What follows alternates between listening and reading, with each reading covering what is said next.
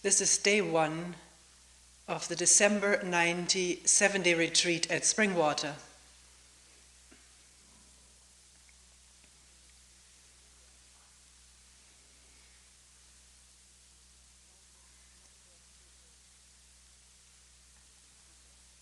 There are quite a number of people in this retreat who haven't been here before. There are people who have been a few times and those who have been coming for many years.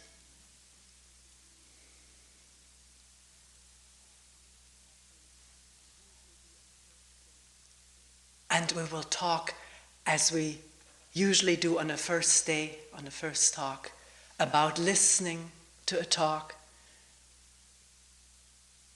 about authority, and our relationship with each other. Regardless of how many times we have said it or heard it, it doesn't matter. It is so important to listen freshly to this. Not bring one's preconceived ideas or conclusions to this talk, but to say and hear anew. If that is possible, then there'll be a relationship between us which is not burdened by what happened in the past.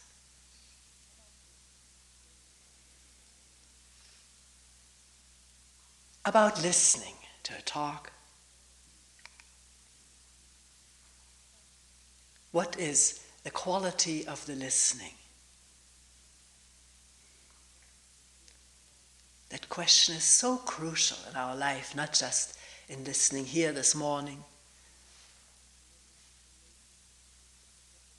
but in our moment-to-moment living and relating with each other. What is the quality of listening?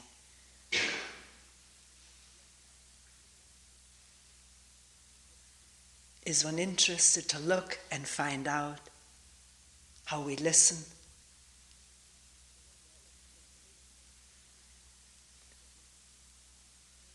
Is there expectation in the mind? Expectation of what one wants to hear or what one may be afraid to hear?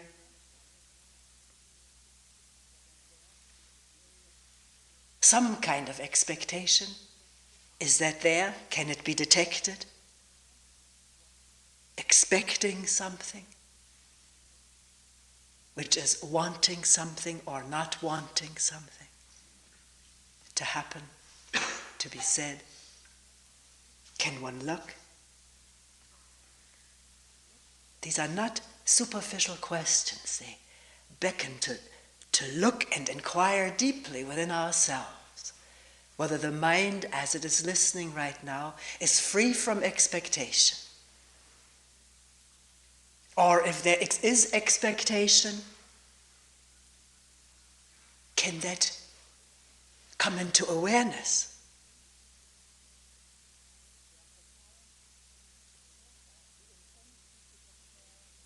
Is there comparison or the intention to compare what is said with what one has heard before or has heard other people say?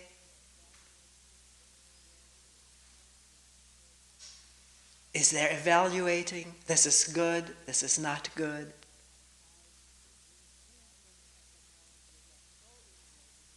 And as these movements of the mind, which are so ingrained in this mind, not in my mind or your mind, but in this human mind, the tendency to evaluate, to compare, to expect, to measure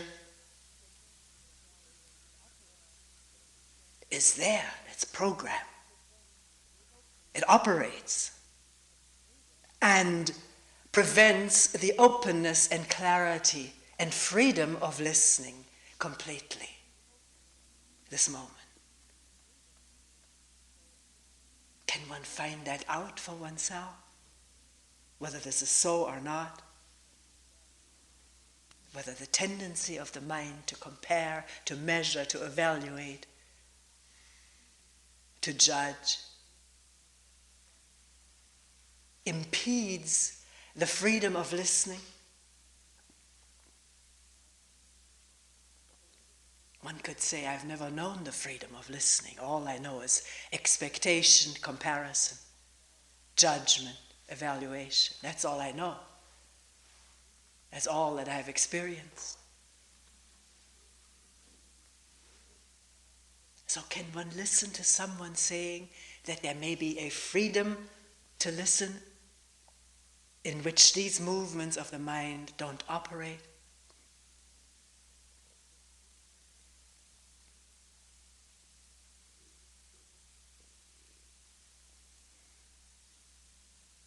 Is this possible? Someone is asking. To listen freely.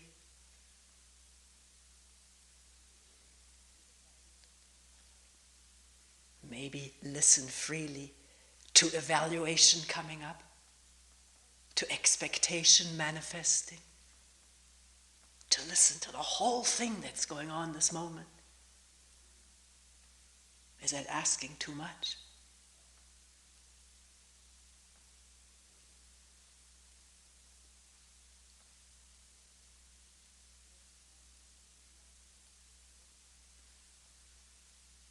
Is the mind relaxed and open, or is there a forcing oneself to listen, an effort made to concentrate on listening?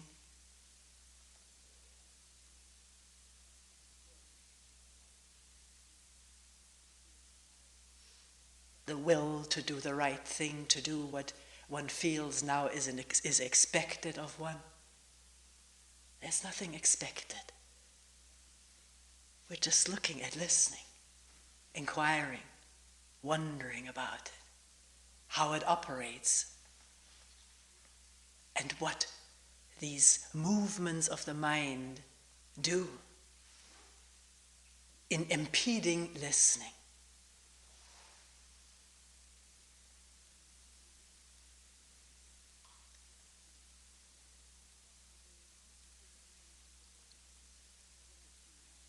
We're not just asking if one can listen to what is being said, the words of it, the meaning of the words, grasping that intellectually, which is some form of listening.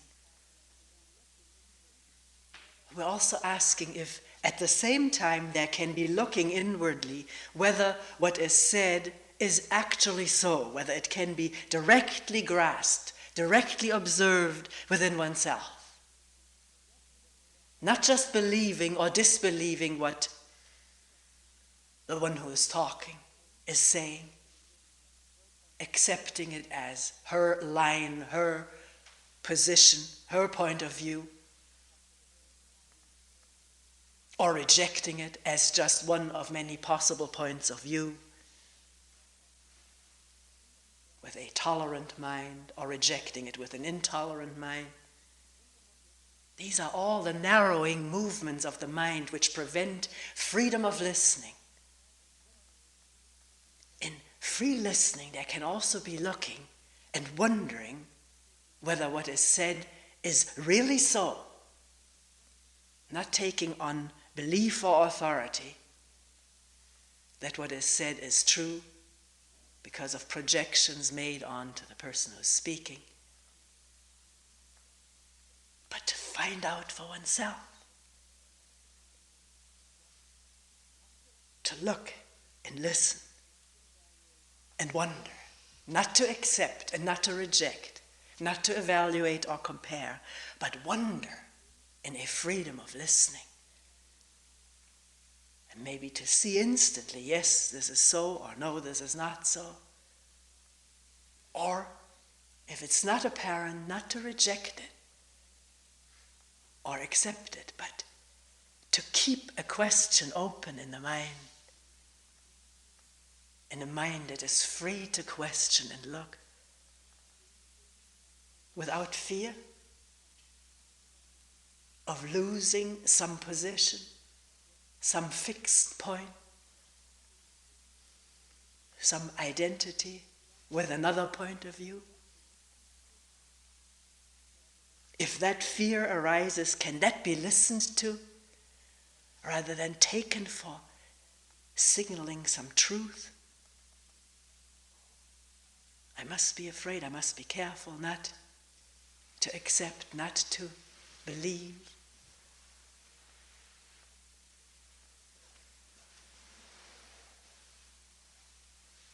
If what is said arouses fear, how can one meet that fear without being caught up in it and then the end of the listening? Feel it, experience it, not reject it, not brace against it. It's part of listening when it arises. Do you see that? Discomfort.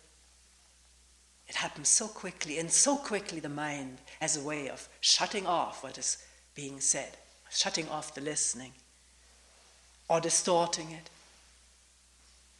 interpreting.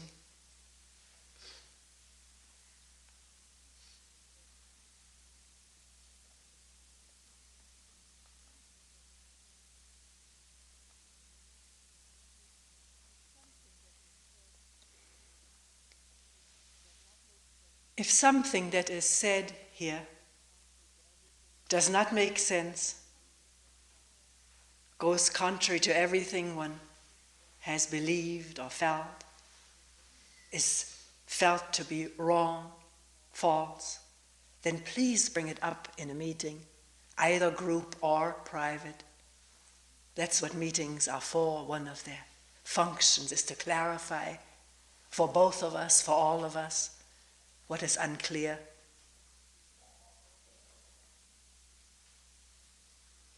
Not to feel one has to swallow anything, but to challenge when something needs to be challenged, and to question at the same time where the challenge is coming from. Can one become aware of one's deep-seated motives to support one's identity with opinions, points of view, and to challenge any opinion that sounds different? And I'm not saying that every challenge comes out of that. But one can wonder about motives, can't one? And let them reveal themselves in an inviting question, an inviting wondering. Things do reveal themselves that otherwise function in a concealed way. Motives to protect oneself, to keep oneself secure.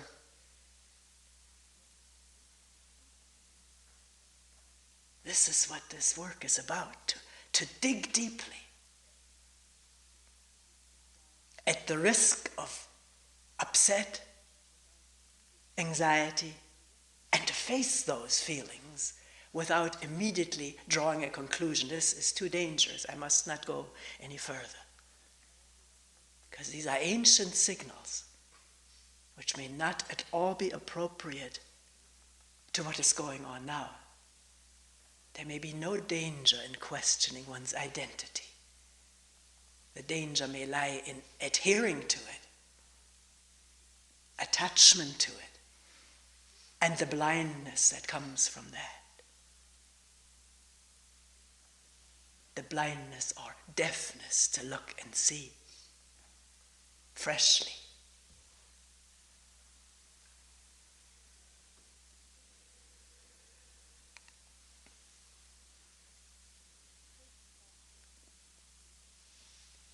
So in this first talk this morning, can one look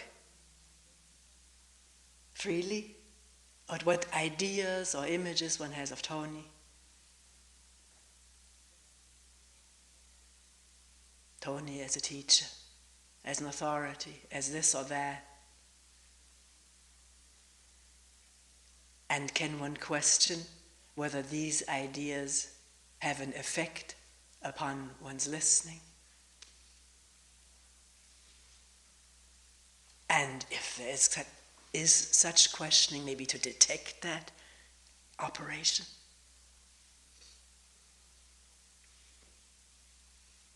What we're asking may seem impossible, whether one can listen without an image or without supporting and maintaining an image one has of Toni or whoever is speaking.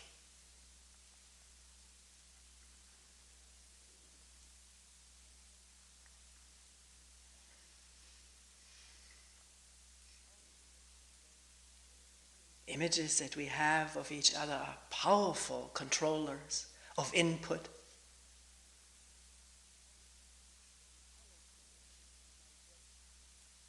And powerful in the digestion of what is being said.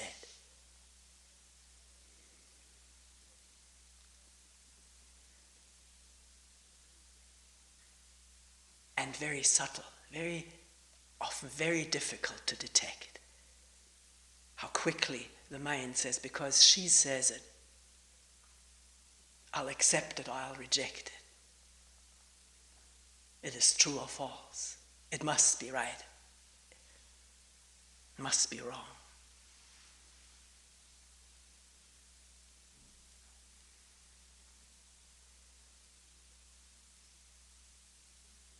Can one question what images one has of Toni, of oneself, of people around here?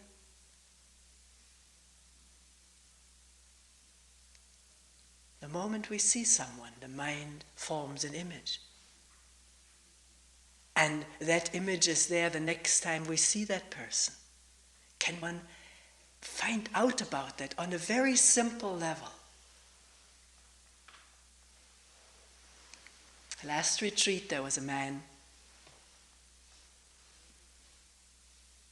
who said, I saw it operating in an amazing way. Never seen it operate like this before. There was one person who was not working at the time I was working, and immediately wondering, why isn't he working? And the next time I saw this man, I remembered, oh, he's the one that didn't work. And with that, an attitude. And once there is an attitude about someone, it appears as though the person was confirming that attitude. Maybe he's standing around again.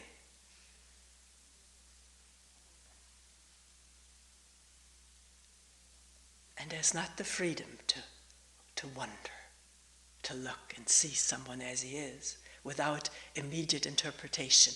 Or if interpretation takes place immediately, to see, to become aware of that movement of thought, image, attitude, committing to memory, so that we dispose our whole environment and ourselves according to what we think and have thought. Everything we have thought about someone or ourselves is committed to memory and now operates as a program, channeling and distorting our present perception.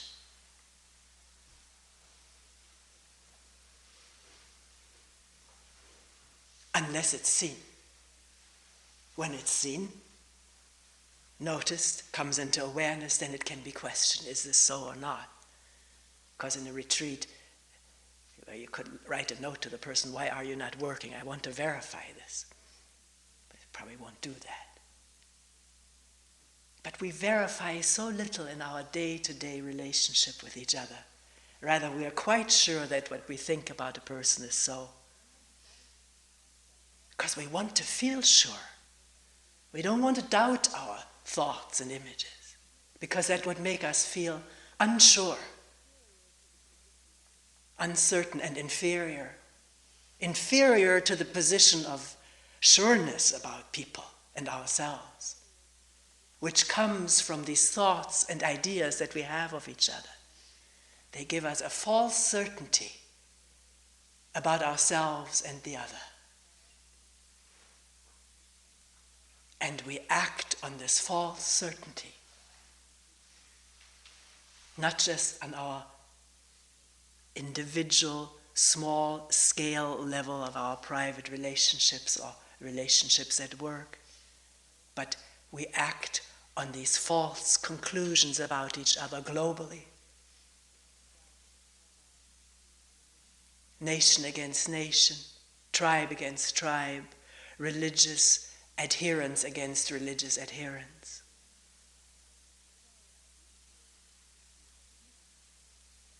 Trying to kill or eliminate what we have imaged about other people and ourselves as the avenger or the purifier.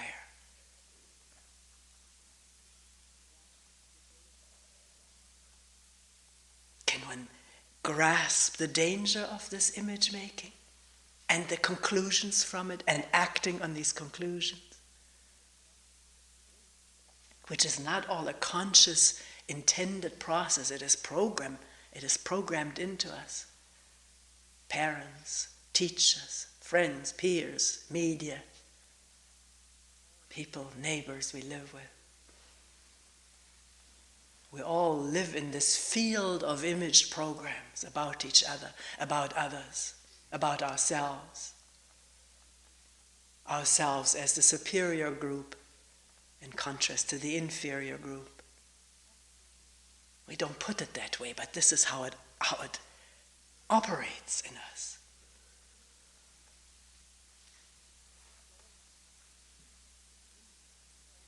Can the doors and windows be opened? Better yet, to step out of the house altogether.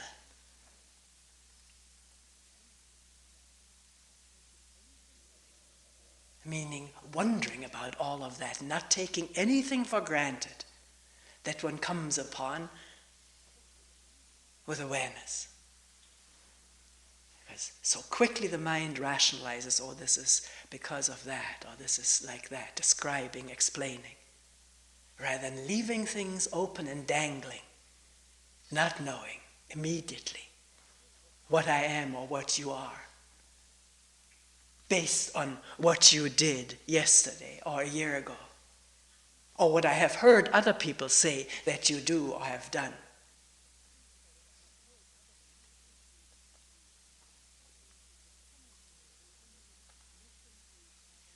So, what we're coming to is, can we listen to each other in a meeting, in a talk, in a group meeting?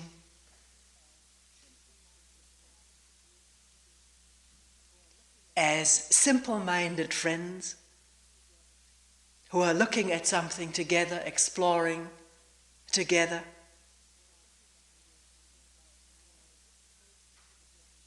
The problems created by a mind that is so proficient in image and thought production and in memory and projection.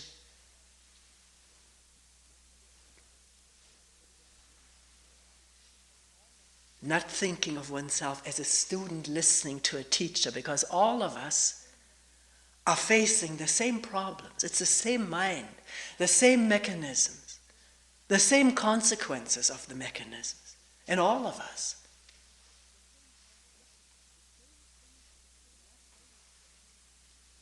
We're looking at the same thing together. We're not looking at opinions. We're trying to investigate and face directly what is going on. Not as an idea or opinion, but as an actual happening that is perceivable with an energy of looking freely without having made up one's mind ahead of time.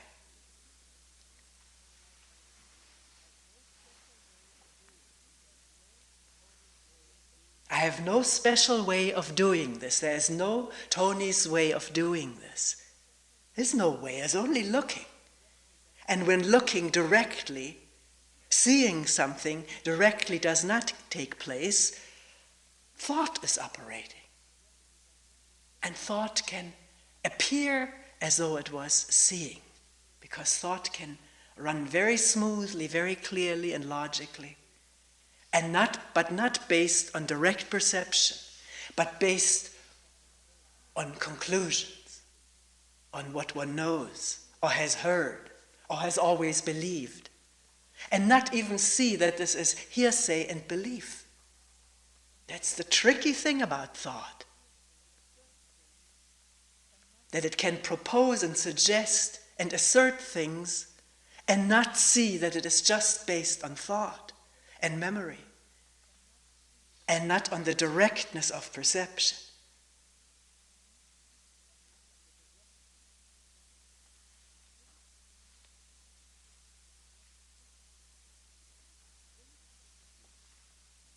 I can think something about you and be convinced that this is true, and not see that it comes from thought and has not been verified. Maybe not verifiable. It's just an idea. But to begin to question our ideas and the validity of them may be a scary thing. And yet the scaredness too is based on idea that something will happen to me, that I need to be safe with my ideas. It's all assumption.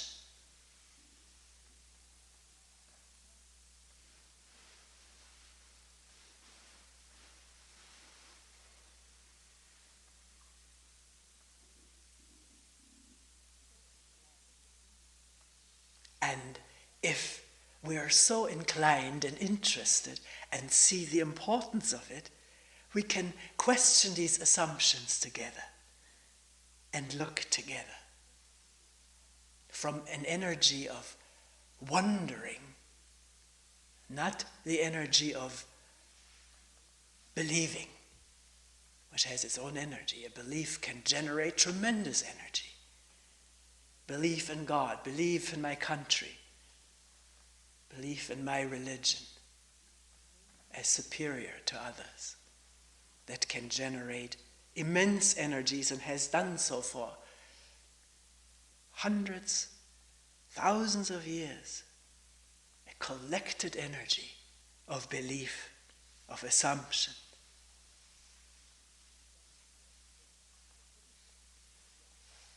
Maybe even the energy of prohibiting questioning. That can also generate energy, the energy of control, of suppression, of ridiculing, or whatever the mechanisms are to protect what we believe, protect that energy.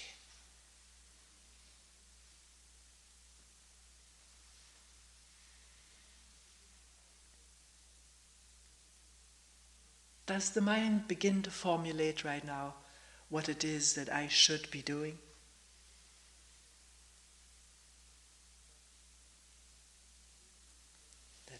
It's what's often formulated that way. I hear you say that we shouldn't have beliefs or that we shouldn't form images. That's not what's being said. Maybe I put it that way. I don't think so. But I also may put things wrong. What is essential and important is that we find out about beliefs and ideas and thoughts. The obvious ones and the hidden ones and the deeply concealed ones, which do reveal themselves when the energy of awareness is there, sometimes in a dialogue with each other, two people or more. Not that we agree ahead of time, but we're all looking together. Then in this energy, even concealed beliefs may reveal themselves. Not to be condemned, but to be seen. That's all that's needed. Something that is directly seen does not have the power it has if it operates in hiding.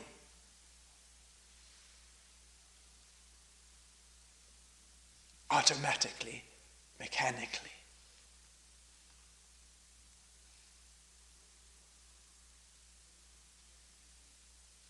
Actually, when something is seen, it changes. It doesn't remain the same. It may even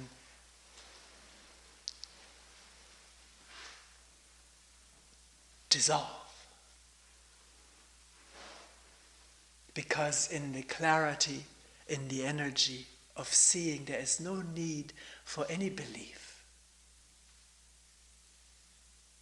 Belief is the darkness, the attachment, the identity, my belief that I need, the dependency. What would I be without it? Well, if one doesn't want to question a belief, no one has to. This is all up to each one of us. But maybe one wants to question dependency because one has had glimpses, or more than glimpses, of the pain of it, the unfreedom of it.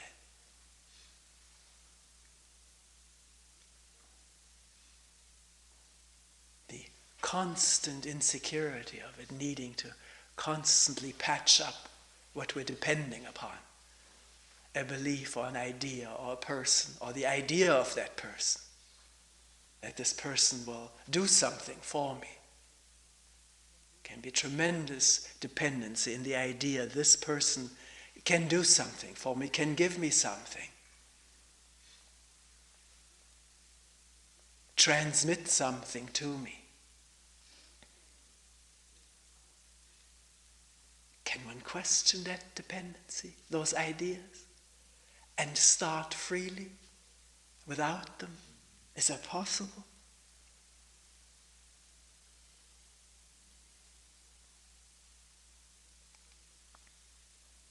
Not knowing what a relationship is all about? Questioning what it is now, the dependency, the ideas, the expectations. Questioning it.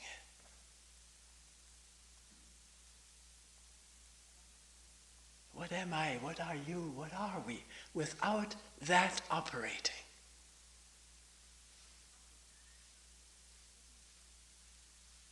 Does that seem scary? If that seems scary, there is a hidden assumption that we need ideas and assumptions, beliefs about each other to feel secure. As a false assumption.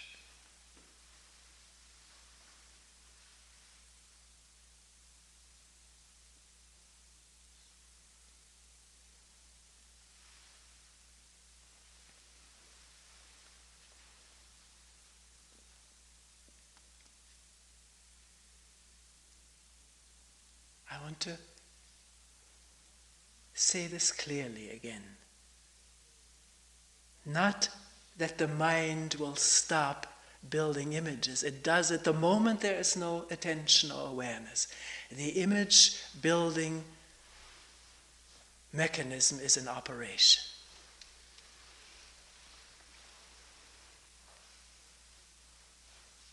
So the next time one sees the same thing, the same person, there's the image of it, if one has seen it before, or seen the person before. Can that be seen?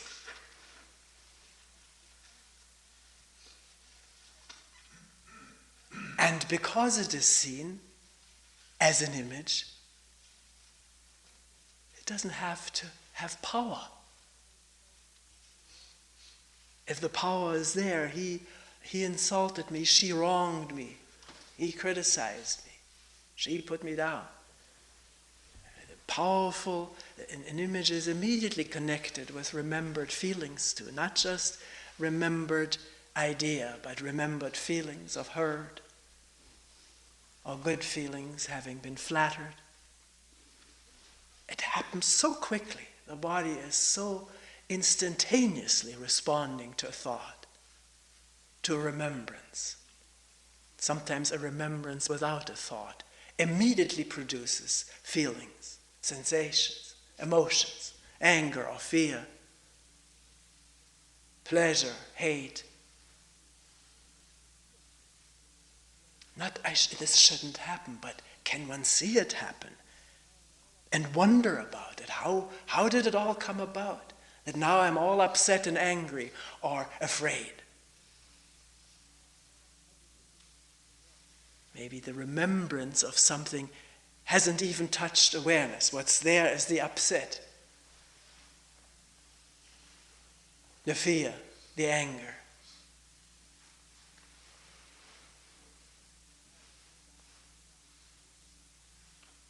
And it narrows down the channels of perception, doesn't it? When there's anger or fear, the hearing, listening, seeing is not clear. It's blurred, it's tight, tense, fuzzy. Even thinking is not clear. When there's fear or anger or whatever emotions, then we may find ourselves thinking along very rigid lines. All that seems possible in a state of heightened emotion. And how can there be a breaking into listening? How can there be this happening? That in the midst of heightened emotion, anger or fear, there is a stopping and listening, a wondering about it.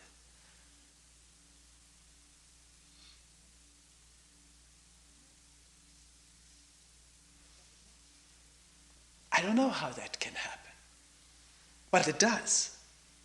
It's possible. Suddenly wondering what is going on. And maybe for a moment just listening to all the vibrations of what is going on internally. And wondering whether there's perception of anything that's going on externally. There's always something going on, the hum of the fan.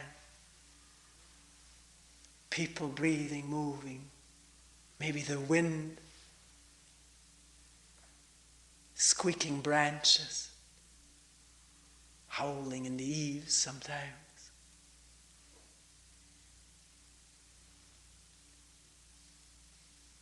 Maybe there's nothing going on. Can one listen to nothing in the midst of turmoil, of fear or anger?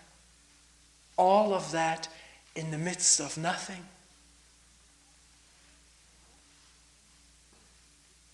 See, we're talking about this, and we're talking with intensity. Are we listening with intensity too? Maybe we are.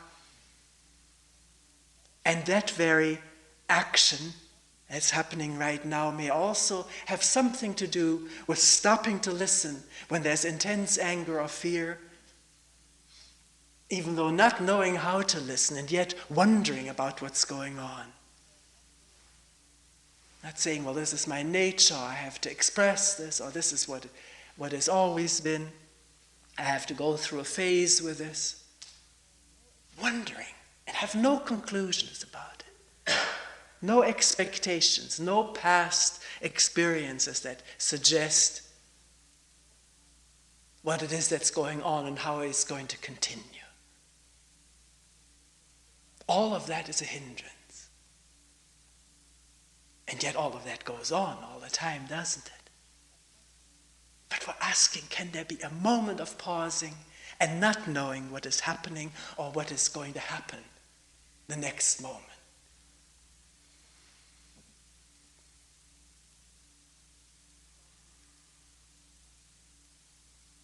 As stopping in one's tracks, as it were.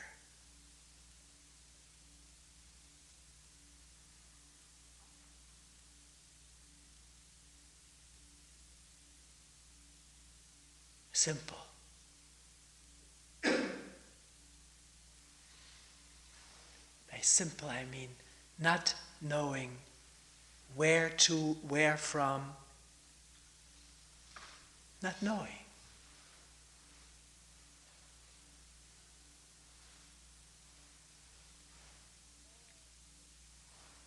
seeing the limitation of all knowing, which cannot grasp what is going on this instant. It can only describe what went on in the past in a limited way. This instant has not been described yet. It's just happening.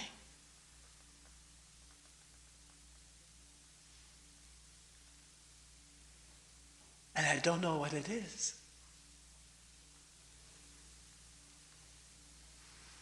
I can say it's alive, it's not cut up, it's whole, but those are words.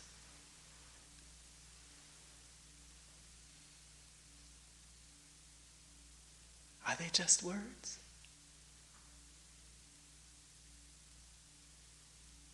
Alive and whole and not cut up?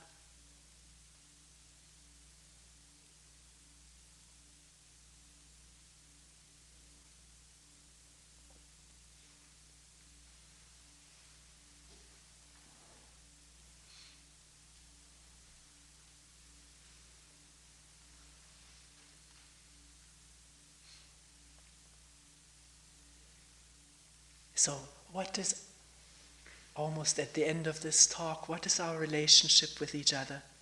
Given the fact that I sit here with a microphone in front of people, maybe next to people. I sit in a room with 2 doors on each side. People come into that room. All of this setup eminently conducive to image making.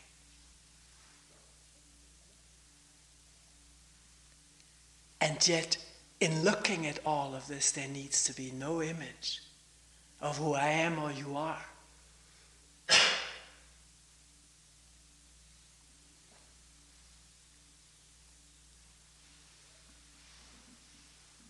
So we're wondering whether we can talk to each other as friends,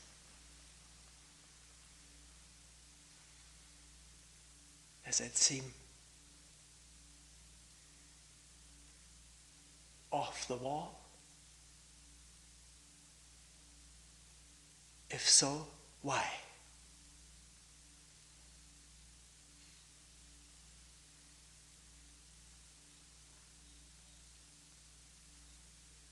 There's no denial of the fact that I'm sitting here having a microphone the talk is being taped and sold to people.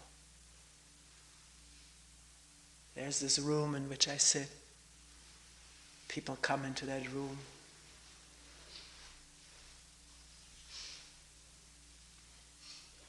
How can it be possible that this does not mushroom into walls and separations between us?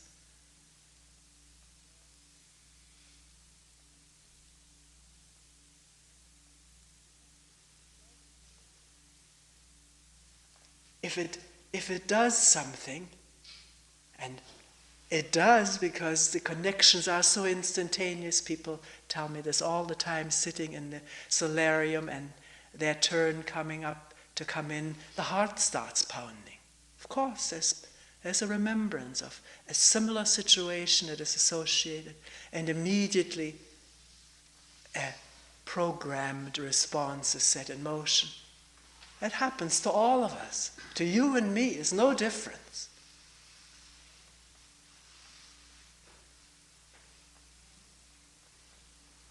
But can the program be seen and questioned?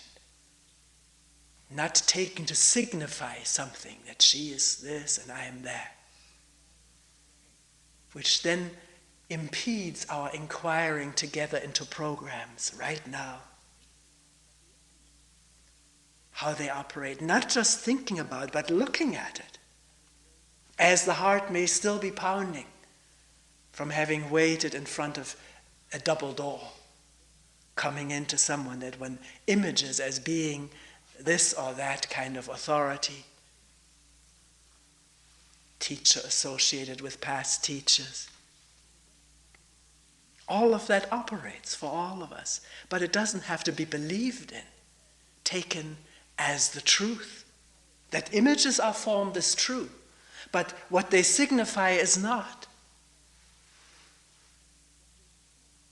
I'm saying that, but it's for each one of us to test this out, to validate it or invalidate it.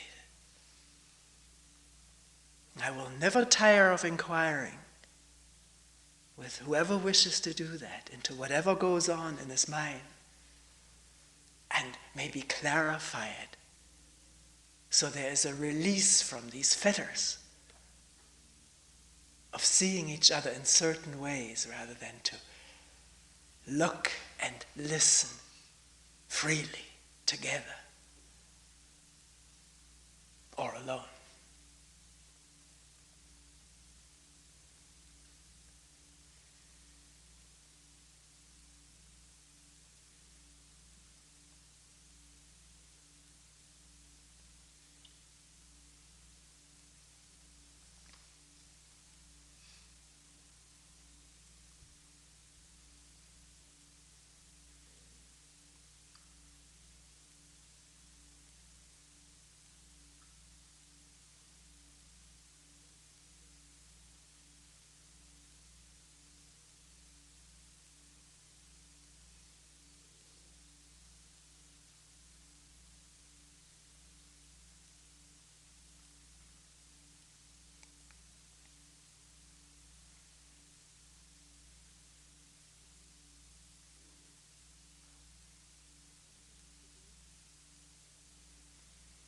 We will end here for today.